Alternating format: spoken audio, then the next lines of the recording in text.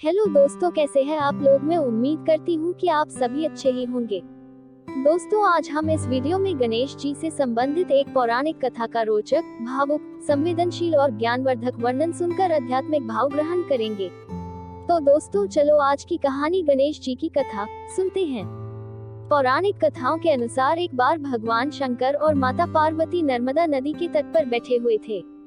बैठे बैठे वो उबने लगे तो माता पार्वती ने महादेव जी से चौंस खेलने के लिए कहा। महादेव माता पार्वती की बात सुनकर चौंस यानी चौपड़ खेलने के लिए तैयार हो गए।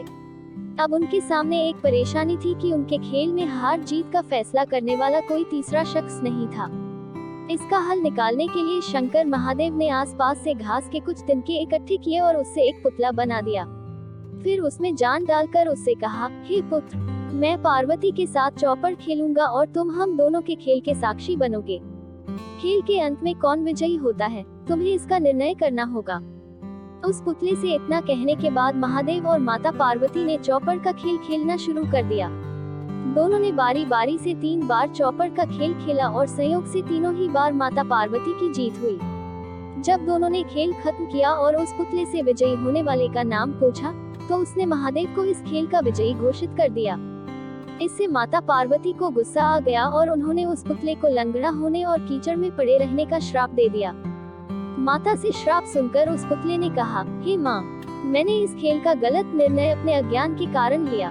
मैंने किसी गलत इरादे से यह निर्णय नहीं लिया, कृपया मुझे क्षमा करें। पुतले की बात सुनकर माता पार्वती को दया आ गई और उन्होंने उससे कहा, 1 साल बाद यहाँ पर गणेश की पूजा करने के लिए नाग कन्याएं आएंगी। उनसे पूछकर तुम गणेश व्रत और पूजन करना। ऐसा करने से तुम्हें मनोवांछित फल मिलेगा। इतना कहकर माता पार्वती और महादेव वहां से वापस कैलाश की तरफ चले गए। 1 साल बाद उसी स्थान पर नाग कन्याएं आईं।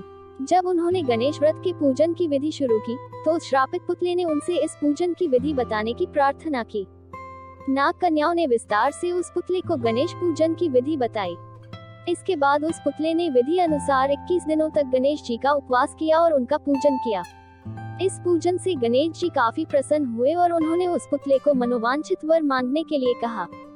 पुतले ने कहा, हे प्रभु, आप मेरे पैरों में इतनी शक्ति दे कि मैं कैलाश पर्वत पर जाकर अपने माता पिता से मिल सकूं और उन्हें प्रसन्न कर सकूं। गणेश जी ने तथास्तु बोला और वहां से वे चले गए।